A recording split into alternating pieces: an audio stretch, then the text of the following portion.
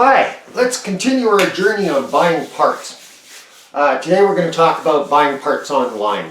And first we're going to talk about buying used parts online. Everything I said about buying used parts privately applies here. If you don't know what you're looking for exactly, you don't know what you're looking at, you really need to get advice from somebody who does. Okay? Buying parts online, you're not going to be able to get your hands on them. You want lots of pictures. You want to talk to the person if at all possible. Find out as much as you can.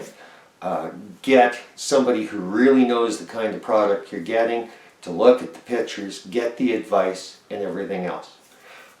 Wherever possible, hopefully you can go through an online store like eBay or similar. And use a PayPal type system where if there's a problem you can protect yourself. Not against online buying. Right circumstance, hard to find parts, things like that. It's really, really useful. What I'm getting at is you gotta be cautious. You can't see, feel, play with it. It's a used part. Is it damaged? Is it a crack that you can't see in the pictures? All those kinds of things add into the problem. Right now I'm looking for a twin side draft Weber manifold for a TR7. I've been looking for about 2 years and I found a couple, but when I got the pictures and started looking at them and blew them up on my computer, they weren't worth the dollars that were being asked, especially when you threw freight on top of it and took into account the work I was going to probably have to do to them. So they're really hard to find, but you know what? I'm willing to wait until I find one that works well. If not, I'll build my own fuel injection system. I haven't done one of those yet, so it's time to learn.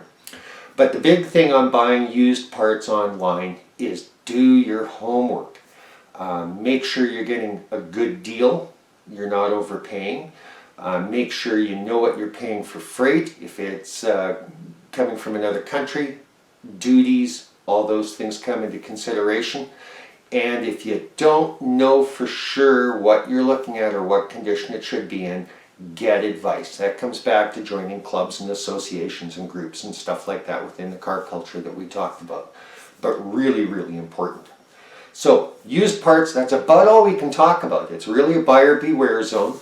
Most people are okay, some aren't. And that's why you got to do your homework. It's not for the bulk of the guys who are trying to, move a few parts and do a good deal. It's for the ones that aren't playing fair. So, we're going to close the book on buying used parts online because that's about the best advice I can give you. It's what I do. Let's talk about buying new parts online.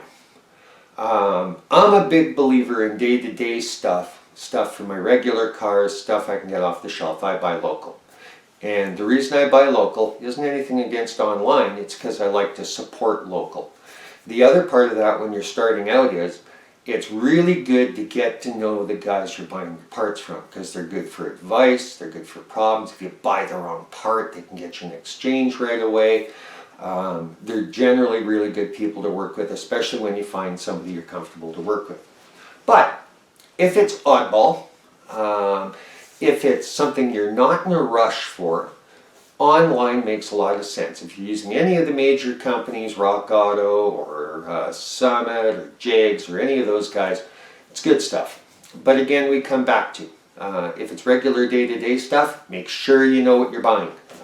If you're driving anything that's the least bit odd, make sure you got make, model, year, you've got serial number, you've got codes, you've got whatever you need to make sure you get the right part. Because when you're buying online, you're going to buy it, then you got to wait for it. Once you got it, if it's the wrong part, you've made an error, they've made an error, now you got to ship it back and get another one.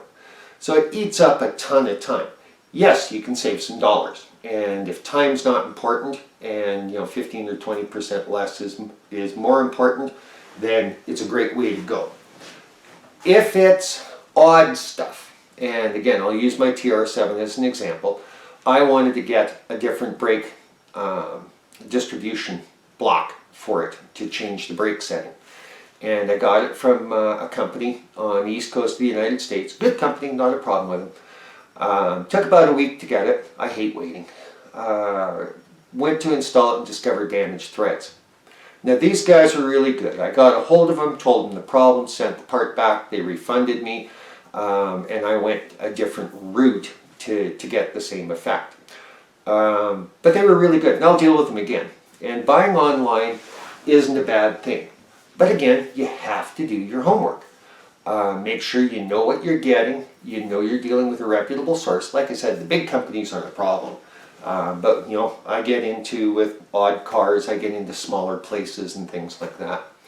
Online's also great because it gives you access to parts you can't get any other way.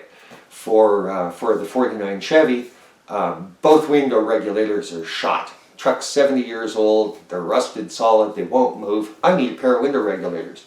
Well, trying to find a pair of good window regulators in my part of the world for a 49 Chevy pickup, man, that's like pulling teeth.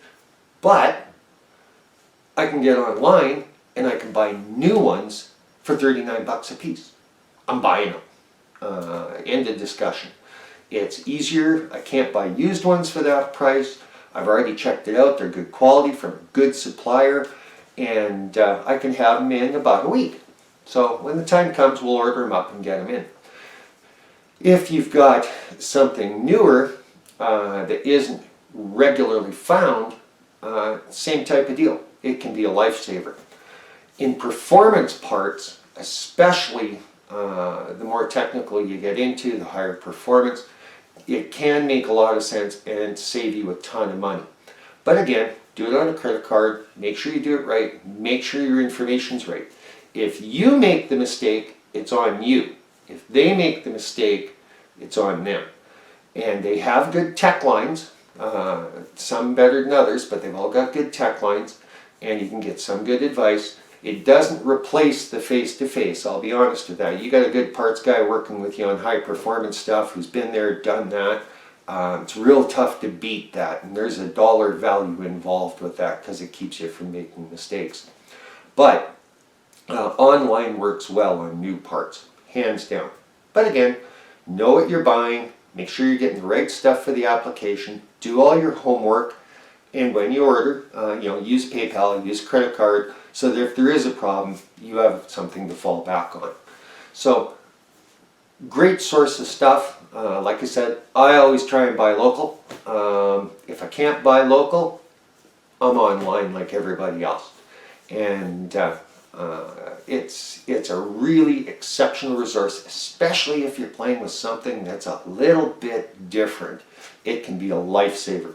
Day-to-day stuff, you know what, I'll pay 10, 15, 20% more, buy it local, have it in my hand right away. For regular day-to-day stuff, if I've got a problem, I can get it fixed instantly. But especially on restoration items, specialty items, high performance items, it's tough to beat online.